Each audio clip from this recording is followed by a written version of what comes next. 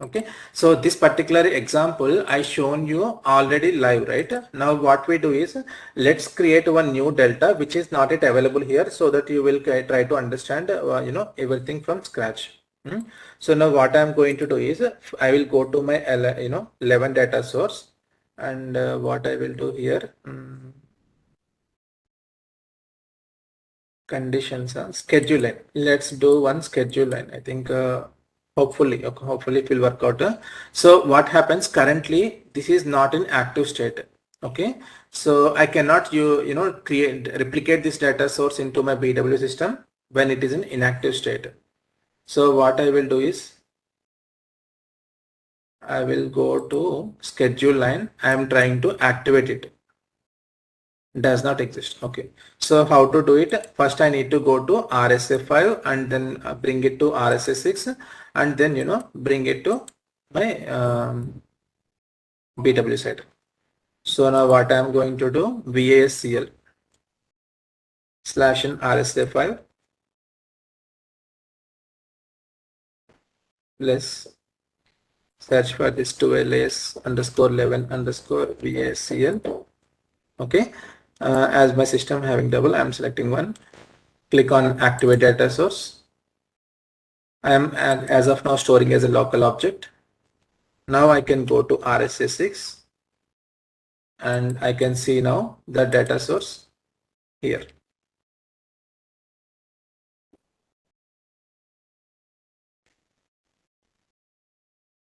Okay, now in RSA6. So when I can see it in RSA6, then I can go to RSA3 to test whether my data source is working correctly or not. VASCL.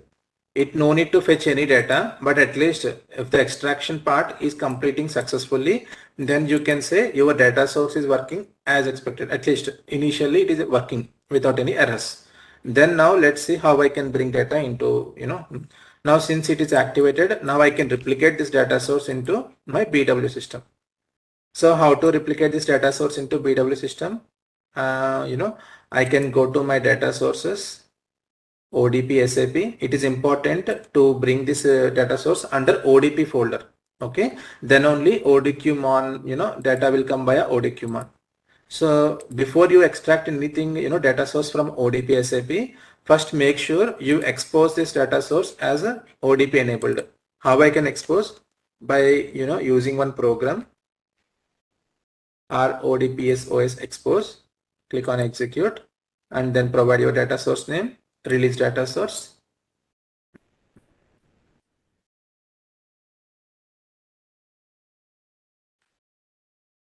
Mostly it will work out. Already it may be released. I think so, because it is the latest one. Now let me go here.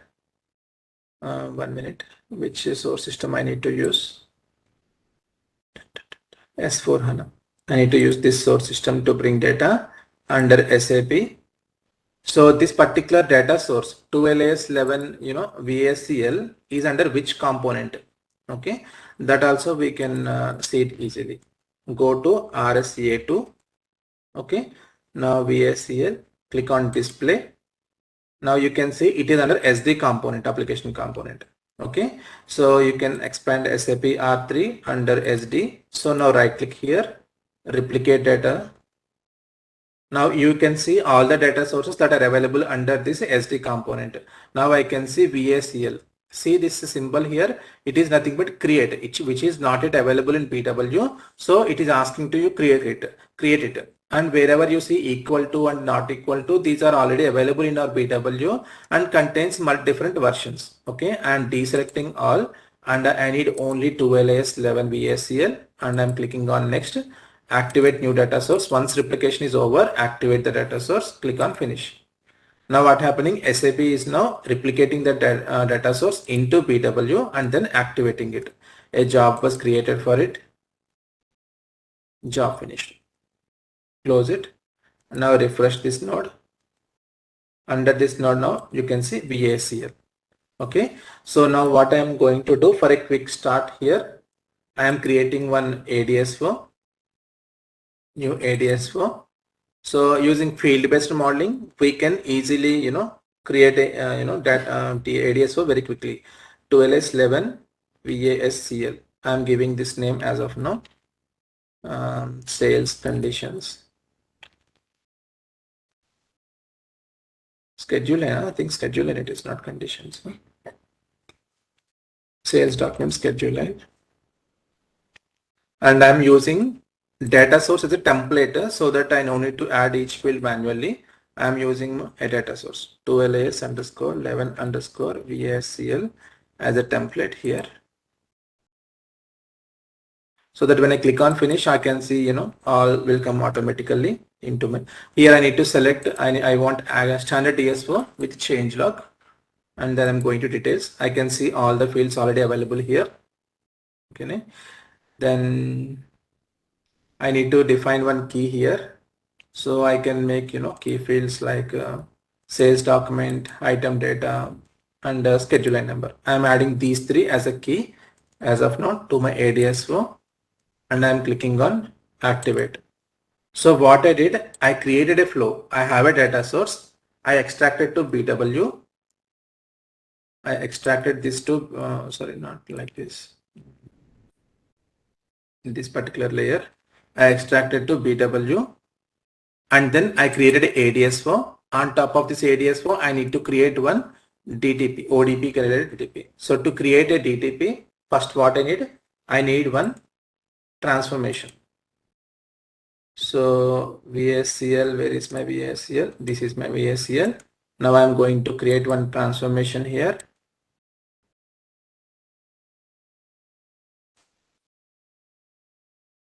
Source is my data source. And I always use it to search in this way, VASCL, so that source also will come to LIS.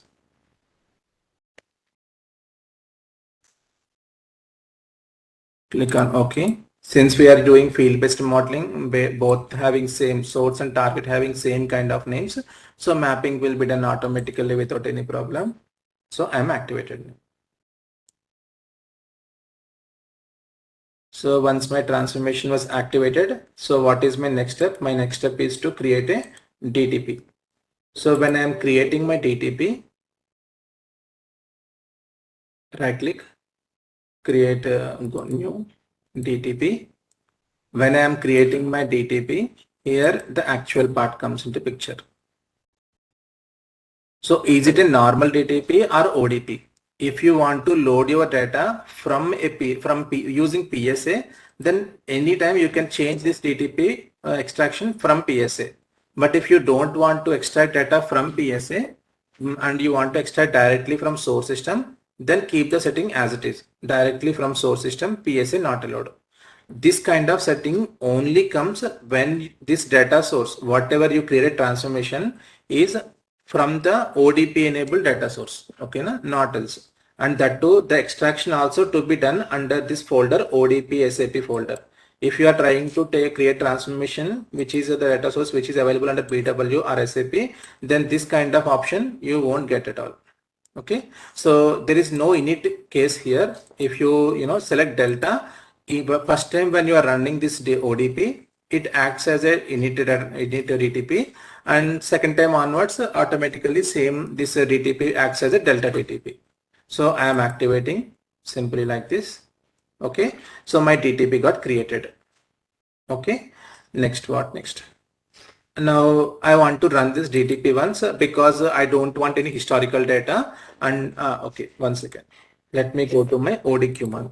In my ODQman, subscriptions are nothing but this is called subscriptions. Subscriptions are nothing but it tells us how many delta initializations are happened under this particular under this one. So these are all different subscriptions, queues. Oh, sorry, this is subscriber, this is subscriptions. Yeah, okay. So these are all the different subscriptions. So currently sales header data having initialization done, header item data also one initialization done, and billing header data also initialization done. Now what I am going to do, now I am going to do one more initialization in my BW for this sales document, schedule lines. Whenever I click on execute, now what happening, one initialization happened because it is first time I'm executing. One init in DTP was executed, then it created a delta pointer in our ECC. So now if I click on refresh here, you see now like this, an entry comes into our ODQ mon. Now a new subscription got created. So from now on, if any new delta records posted under the schedule line, automatically now you can extract them into RSA, into your BW system. Okay. So now a new queue was created in our ODQ mon, a new subscription. If you click on this subscription, then what happens? You are going into this queue. Okay. In this queue, you see this is your TTP technical name, like ODP DTP technical name. So when you lastly executed this TTP, all information it will be available. And if you double click here now, you can see the request numbers and all. Okay. Now what next? What next is, if I go to my /NLBWET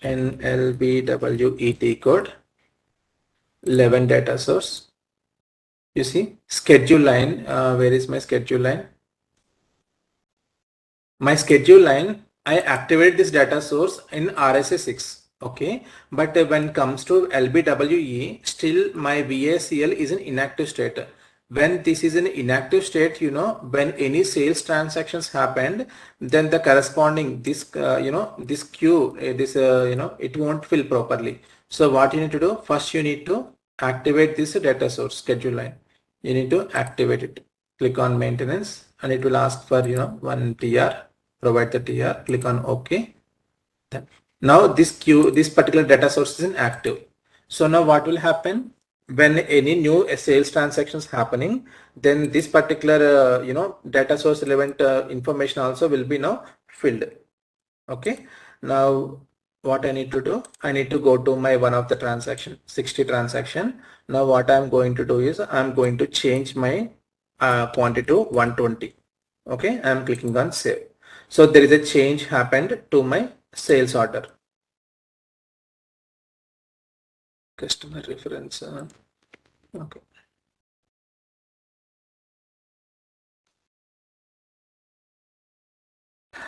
Save. So I did a change to my standard sales order 60 has been saved. Now if I go to LBWQ, you see there is a transaction, it captured the delta changes. And if I execute my program SC38, what was the program? To move the changes from LBWQ into our queues, we need to click on execute. Then what happened? Immediately my LBWQ is cleared now. It means data already pushed to my LBWQ. Okay. So now refresh here, schedule line. Here we can see the latest data which is not yet loaded into BW information also we can see here, but as of now I'm not able to see it. We will look into the topic later. Okay. Now what I'm going to do now, currently under my subscription LBWQ, ODQ mon, under my subscription schedule line, subscription and number of requests. Currently there is one request under the subscription, which is nothing but my init request. Okay, which is not where is my init request? I don't have to. Now what I am going to do is I am going to execute my DTP one more time here. So in order to capture my delta information, what I'm going to do, I'm going to schedule it. I'm not sure because it will come here or not, but let's see. It's a sales transaction, so I hope it will come here to execute. Yes. Yeah, great. 2 records came here. Okay, 2 records came. Now what are these 2 records? Let's see in the manage.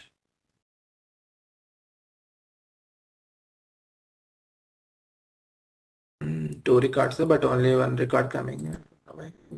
I know utilities, active data, and in order to get the 2 records also, first of all, the key is very important. Maybe I'm not maintained my key properly, so I'm seeing only one record here, 0061 with rejection status here, something, but ordered quantity 120. The change came here. Okay, maybe I have two records there, but only one record came here because of key which was I defined into to this ADS4. Now if I go to ODQ mon, since I executed a DTP here, in my ODQ mon, this DTP related request will be changed. You see, now my schedule line is having two requests because I executed the DTP two times. Okay, so if I go to this one, timestamp, where is my timestamp? This is composite request which contains timestamp also. So 2022-06-13 is the date, 16/24/16/19.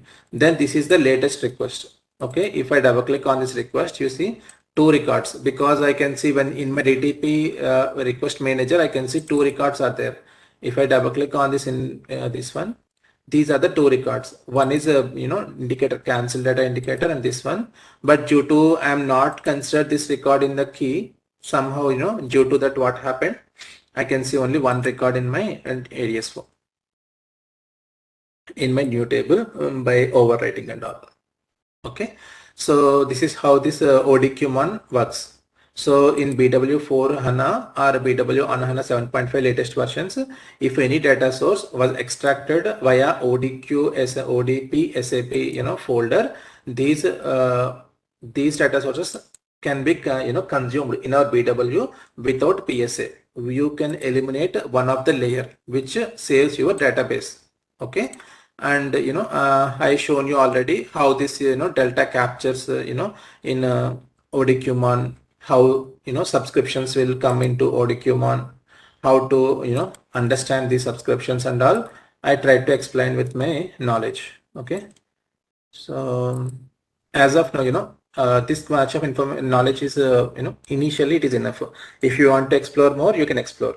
And one more important point is, whenever you drop a data, okay, for example, and if you delete your content from your DS4, then this request will be gone. Okay, you won't see any data, because now it is just like our info package. In the info package, if you deleted the initialization, how SAP delta pointer will be automatically deleted. In the same way, if you drop your content from your ADS4, then this item will be deleted from here. Okay, then again you need to reinitialize to get this entry here. Okay, I hope it is useful. And one more thing is here, what it is, subscriptions. Yeah, that's it. Okay, in this session I want to complete at this point of time. So now removing RSS7, we are extracting data via this ODQ. Whenever you enable this data source for ODP, then what happens if you go to RSS7? Now is RSS7 contains information? No, this data source won't come to RSS7 at all. Okay, in order to get any data source information here, you need to use info package only. If you enable your delta pointer via info package, then maybe you can see your data source here. But if you created your DTP via ODP framework, then you always see your delta information here only. And there will be one retention period. So how long this delta information which it captured will be available here for any future reference means until the time there will be one retention job will be there. Based upon that settings, data will be available here. We can go through this topic later and in detail. Okay, I'm stopping at this point of time. Stop recording.